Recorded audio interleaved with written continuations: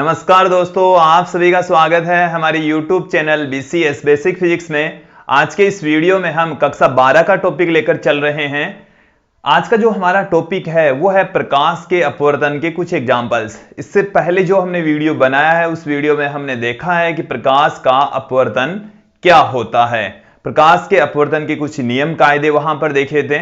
हमने एक चीज का अध्ययन किया था कि जब कोई प्रकाश किरण विरल माध्यम से सघन माध्यम में प्रवेश करती है तो वो अभिलंब की ओर थोड़ी सी मुड़ जाती है, तथा इसके साथ में हमने देखा था कि जब कोई प्रकाश किरण सघन माध्यम से विरल माध्यम में प्रवेश करती है तो वो विरल जो अभिलंब होता है उससे दूर हट जाती है। तो ये दोस्तों इन्हीं चीजों का हम इन जो एग्जाम्पल्स हैं प्रकाश के अपवर्तन के उनको समझने में यूज में लेंगे। देखिए दोस्तों, जो पहला एग्जाम्पल है वो है कि पानी में जल में आंशिक रूप से डूबी हुई पेंसिल या कोई छड़ वो मुड़ी हुई दिखाई देती है। क्यों देती है दोस्तों? उसका रीजन है प्रकाश का अपवर्तन। हम आप लोगों को समझाएंगे कि ऐसा क्यों होता है, किस तरीके से वो मुड़ी हुई दिखाई देती है। तो पानी में आंशिक रूप से, आंशिक रूप का मतलब है कि आधा हिस्सा उसका बाहर है, आधा हिस्सा पानी के अंदर है। आंशिक रूप से डूबी हुई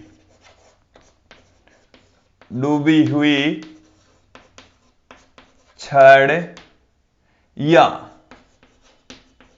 पेंसिल का मुड़ा हुआ दिखाई देना।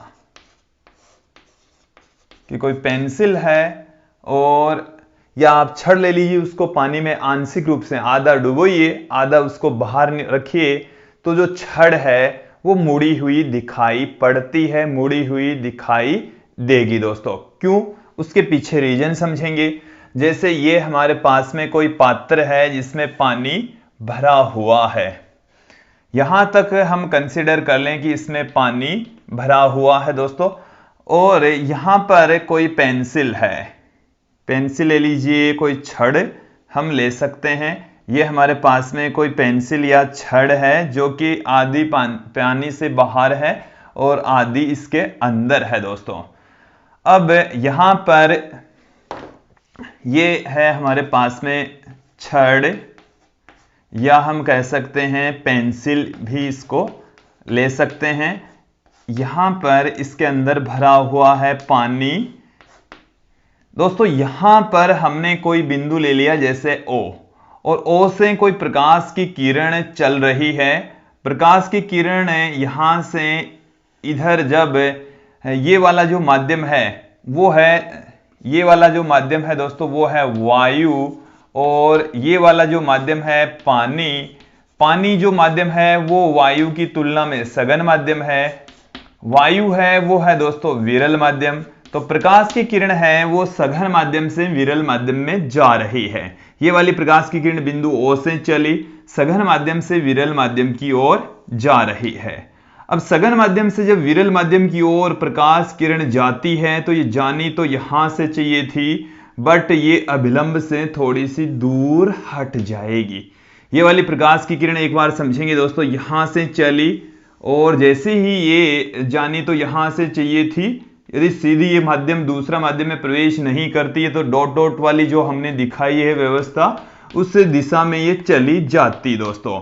बट जैसे ही ये सघन माध्यम से विरल माध्यम में प्रवेश करती है अभिलंब से, ये हमारे पास में यहां पर अभिलंब है, अभिलंब से दूर हट जाएगी। और यहां पर हम खड़े हैं और हमारे को ये, जैसे हम की बजाय मैंने यहां पर आंख का डायग्राम आपके लिए बना दिया है दोस्तों कि हम यहां पर हैं, यहां से हम देख रहे हैं दोस्तों। तो जो प्रकाश की किरण है वो हमें पीछे से, यहां से सिदमे से आती हुई दिखाई पड़ती है, इस बिंदु से आती हुई दिखाई पड़ती है। वो बिंदु O यहां पर है, वो हमारे को यहां पर दिखाई पड़ेगा। जिस O का जो प्रतिबिंब है दोस्तों वो O' यहां पर बनेगा, और ये जो पेंसिल है वो इस तरीके से हमारे को दिखाई पड़ती। इसका ये वाला बिंदु यहां, ये वाला बिंदु यहाँ, ये वाला बिंदु यहाँ, ये वाला बिंदु यहाँ, ये पेंसिल इस तरीके से दिखाई पड़ती है। तो ये पेंसिल यहां से सीधी है, फिर यहां से इस तरीके से मुड़ जाती है। यहां से देखने पर ये पेंसिल इस तरीके से मुड़ी हुई दिखाई पड़ती है। एक्चुअल में ये जो पेंसिल है वो इस तरीके से है, ऐसे सीधी है, बट दिखने में ये ऐसे यहां से इस तरीके से इतनी दिखाई पड़ती है। उसके पीछे रीजन है कि इसके प्रत्येक बिंदु से जब प्रकाश की किरण जल से वायु में प्रवेश करती है तो अभिलंब से दूर हट जाती है अपवर्तन के कारण से, तथा जो पेंसिल है या जो छड़ होती है वो मुड़ी हुई दिखाई पड़ती है। दोस्तों यहां तक आप लोगों को ये बात अच्छे से समझ में आ गई होगी। एक बार मैं इसको समझा देता हूं कि पानी में आंशिक रूप से डूबी हुई कोई छड़ या जो पेंसिल होती है दोस्तों वो मुड़ी हुई दिखाई देती है। उसका जो रीजन है, यदि हम वन वर्ड में इसका आंसर दें तो उसका रीजन है प्रकाश के अपवर्तन के कारण से ऐसा होता है। दोस्तों फिर हम इसको समझाएं तो इस तरीके से है कि पानी में आंशिक रूप से डूबी हुई पेंसिल के किसी बिंदु से जब कोई प्रकाश की किरण चलती है तो जब वो सघन माध्यम से विरल माध्यम में प्रवेश करती है अभिलंब से थोड़ी दूर हट जाएगी, तत्पश्चात जो पेंसिल है वो मुड़ी हुई दिखाई पड़ती है। दोस्तों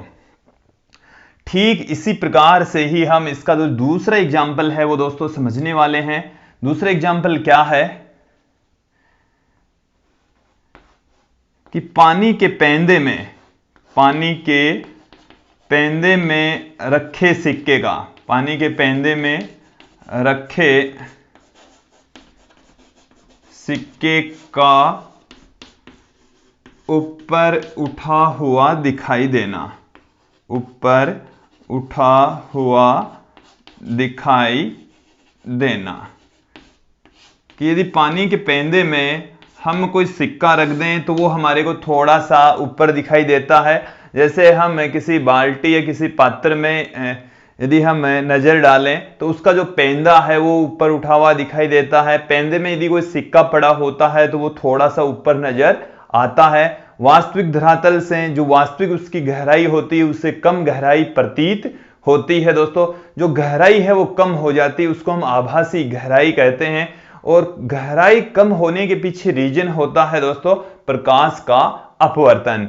अब यहां पर हम देखेंगे कि ऐसा क्यों होता है। दोस्तों इस वाली घटना को और इस वाली घटना में कोई ज्यादा डिफरेंस नहीं है। यहां पर हम इस पेंसिल के प्रत्येक बिंदु से चलने वाली प्रकाश किरण को देख रहे थे। यहां पर हम सिर्फ सिक्के की बात करेंगे दोस्तों कि जो सिक्का है वो पानी के पेंदे में रखा हुआ है। मैं इसके लिए जो डायग्राम है वो यहां पर आप लोगों के लिए बना रहा हूं। दोस्तों जो डायग्राम है वो किस तरीके से हम बना सकते हैं, किस तरीके से उसको समझ सकते हैं, वो अब यहां पर आप लोग देखने वाले हैं। दोस्तों अब की बार जो हमने सिक्का है वो यहां पर रखा है, ये यहां पर है सिक्का। ये क्या है दोस्तों? सिक्का। और सिक्के से चलने वाली जो प्रकाश की किरण है वही की वही घटना हो रही है। जब वो जल से वायु में प्रवेश करती है तो अभिलंब से थोड़ी सी दूर हट जाती है और जो हमारी आंख या जो हम हैं वो हमें वो जो प्रकाश की किरण है वो थोड़ी सी ऊपर से आती हुई नजर आती है। तो वो जो सिक्का होता है वो ओडेस पर नजर आता है। ये है वास्तविक सिक्का, ये है आभासी सिक्का, आभासी सिक्का। तो दोस्तों ये है प्रकाश के अपवर्तन के कारण से उसके पेंदे में रखे सिक्के का थोड़ा सा ऊपर उठा हुआ दिखाई देना, क्योंकि उस सिक्के से चलने वाली जो प्रकाश की किरण होती है वो जैसे ही जल से वायु में प्रवेश करती है तो अभिलंब से दूर विस्थापित हो जाती है। तत्पश्चात हमारी आंख को वो थोड़ी सी ऊपर से आती हुई नजर आती है। सिक्का ऊपर उठा हुआ दिखाई देता है, या जो पेंदा होता है किसी भी पात्र का वो भी थोड़ा सा ऊपर उठा हुआ दिखाई पड़ता है। दोस्तों तो ये थी दूसरी जो घटना है प्रकाश के अपवर्तन पर आधारित कि पानी के पेंदे में रखे सिक्के का ऊपर उठा हुआ दिखाई देना। तो इसका भी जो रीजन है वो है दोस्तों प्रकाश का अपवर्तन। अब दोस्तों हम अगली घटना की ओर बढ़ते हैं। हमारे पास में जो अगली घटना है वो है कि सूर्योदय एवं सूर्यास्त के समय जो सूर्य है वो सूर्यास्त से पहले भी दिख जाता है और सूर्यास्त के बाद में भी थोड़ी देर दिखता रहता है प्रकाश के अपवर्तन के कारण से। हम इसको भी, इस घटना को भी अच्छे से यहां पर समझने वाले हैं दोस्तों। क्या है घटना? तीसरा जो बिंदु है हमारा वो समझ लेंगे यहां पर।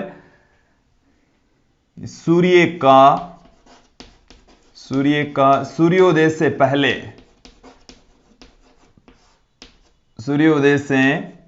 पहले व सूर्यास्त के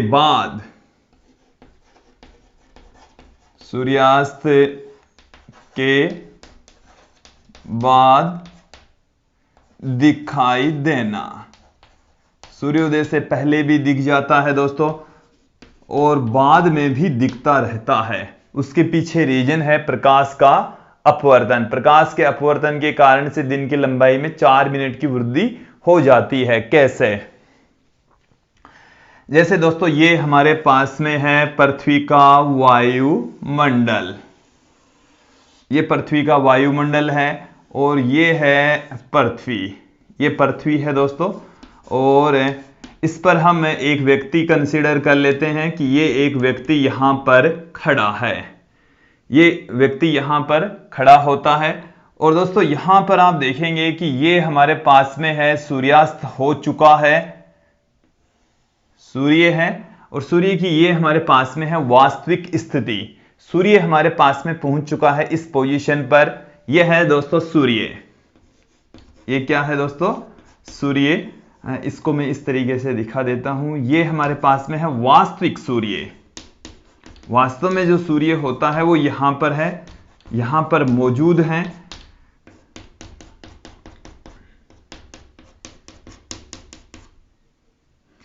अब दोस्तों यहां पर आप देखेंगे कि यहां से चलने वाली जो प्रकाश की किरण है, दोस्तों वो सूर्य से चल रही है। मैंने जो किरण है उसकी विपरीत दिशा से उसको खींच दिया। अब देखेंगे प्रकाश की किरण चल रही है यहां से चल रही है, इस दिशा में चल रही है और ये है हमारे पास में वायुमंडल और ये है इसका अभिलंब एंड से इसको प्रदर्शित कर रहे हैं। और जैसे ही ये जो प्रकाश की किरण होती है वो पहले निर्वात में चलती है दोस्तों, फिर ये वायुमंडल में प्रवेश करती है। जो वायु है वो यहां पर निर्वात की तुलना में सघन माध्यम होता है। ये यहां पर जो निर्वात है वो है विरल माध्यम। तो प्रकाश की जो किरण है दोस्तों वो विरल माध्यम से सघन माध्यम में प्रवेश करती है। और जब कोई प्रकाश की किरण विरल माध्यम से सघन माध्यम में प्रवेश करती है दोस्तों तो वो अभिलंब की ओर थोड़ी सी मुड़ जाती है। एक बार फिर से सुन लेंगे। यहां पर हमने देखा था जो प्रकाश की किरण है वो सघन से विरल में जा रही थी, अभिलंब से दूर विस्थापित हो गई, दूर चली गई। और यहां पर जो प्रकाश की किरण है वो विरल से सघन माध्यम में आ रही है, अभिलंब की ओर थोड़ी सी विस्थापित हो जाती है। ये वाली प्रकाश की किरण जानी तो यहां से चाहिए थी, बट ये जैसे ही विरल माध्यम से सघन माध्यम में प्रवेश करती है अभिलंब की ओर थोड़ी सी मुड़ जाती है, तत्पश्चात हमारी आंखों में प्रवेश करती है। ये हम खड़े हैं, ये हमारी पृथ्वी है और पृथ्वी के ऊपर हम खड़े हैं दोस्तों। तो यहां तक ये डायग्राम समझ में आ गया होगा कि सूर्य से जो प्रकाश की किरणें, सूर्यास्त होने के बाद भी जो प्रकाश की किरणें हैं हमारे आंखों में प्रवेश कर रही है। और ये जो सूर्य है वो इस व्यक्ति को यहां पर नजर आएगा एकदम सिद्ध में। यहां पर उसको जो आभासी सूर्य है वो दिखाई पड़ेगा दोस्तों, यहां पर इस तरीके से दिखाई पड़ेगा। ये है हमारे पास में आभासी सूर्य जो अपवर्तन की घटना के कारण से अस्त होने के बाद में भी दिखता रहता है दोस्तों। तो यहां पर देख लेंगे कि जो सूर्य है वो इसी तरीके से, इसी प्रकार से ही सूर्योदय से पहले भी दिखता है और सूर्यास्त के बाद में भी दिखता है। 2 मिनट पहले दिखना स्टार्ट हो जाता है, सूर्योदय होता नहीं है उससे 2 मिनट पहले ही सूर्य प्रकाश के अपवर्तन की वजह से दिखने लग जाता है और 2 मिनट अस्त होने के बाद में भी दिखता रहता है। तो हम यहां पर बता सकते हैं कि जो दिन की लंबाई में 4 मिनट की वृद्धि प्रकाश के अपवर्तन के कारण से हो जाती है दोस्तों। 2 मिनट सुबह और 2 मिनट शाम को, मतलब सूर्यास्त के समय। तो दिन की लंबाई में इसी कारण से 4 मिनट की वृद्धि हो जाती है दोस्तों। अब हम अगली घटना की ओर बढ़ते हैं, तारों का टिमटिमाना। तारों का टिमटिमाना, तारों के टिमटिमाने के पीछे दोस्तों जो रीजन है टिमटिमाना। तारों के टिमटिमाने के पीछे जो रीजन है वो है प्रकाश का अपवर्तन।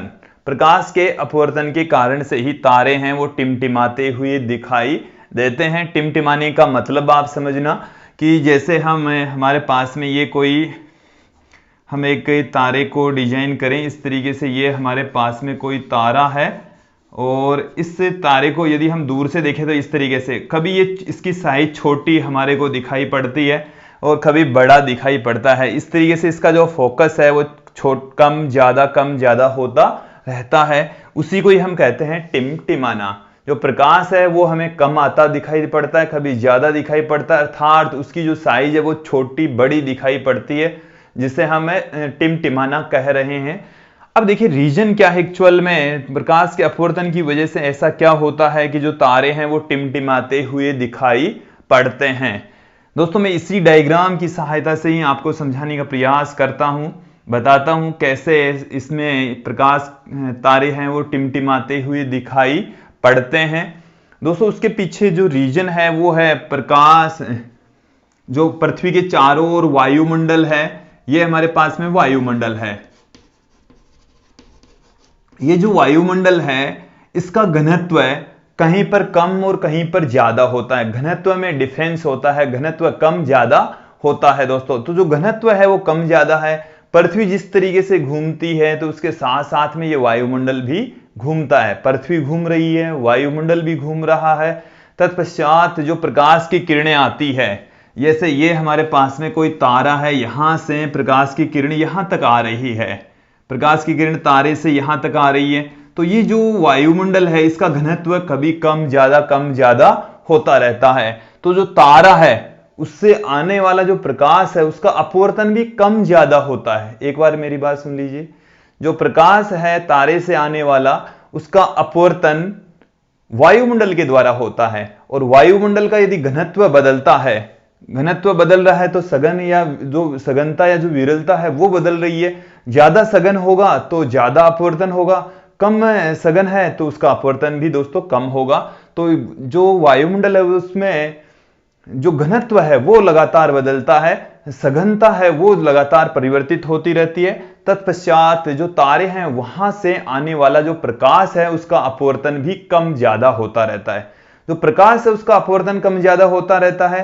तो देखिए दोस्तों यदि यहां से अपवर्तन ज्यादा होता है तो ये यहां तक भी दिख जाता है, बट जैसे यहां कम अपवर्तन होगा तो यहां तक ही दिखाई पड़ेगा। तो अपवर्तन कम ज्यादा होता है, उसकी वजह से जो प्रकाश जो तारा है उसकी साइज छोटी बड़ी इस तरीके से दिखाई पड़ती है। मैं एक बार फिर से यहां पर समझाने का प्रयास करता हूं दोस्तों। जैसे हम यहां पर इसको तारा कंसीडर कर लें। एक बार देखेंगे दोस्तों इसको गौर करके कि ये हमारे पास में तारा है और यहां से प्रकाश की किरण इस तरीके से आ रही है, ऐसे होकर इस तरीके से। तो यहां से देखने वाले व्यक्ति को दो प्रकाश की किरणें लें तो दोनों प्रकाश की किरणें यदि इस तरीके से आती है तो वो तारे की साइज इस तरीके से दिखाई पड़ेगी, और यदि ये वाली एक प्रकाश की किरण कम अपवर्तित हुई तो ये यहां से सीधी थोड़ी सी फैल जाएगी। तत्पश्चात ये जो तारा है वो थोड़ा सा बड़ा दिखाई पड़ता है। तो तारा है उसकी साइज छोटी बड़ी होती रहती है अपवर्तन के कारण से। तत्पश्चात वो टिमटिमाते हुए दिखाई पड़ते हैं। तो वायुमंडल है वहां से प्रकाश का अपवर्तन होता है और वायुमंडल का घनत्व बदलता है जिससे अपवर्तन भी कम ज्यादा होता है और तारा टिमटिमाता हुआ दिखाई पड़ता है दोस्तों। तो इस वीडियो में आपने अपवर्तन के कुछ एग्जाम्पल्स यहां पर देखें, 4 एग्जाम्पल्स देखें और उनको हमने अच्छे से समझा भी।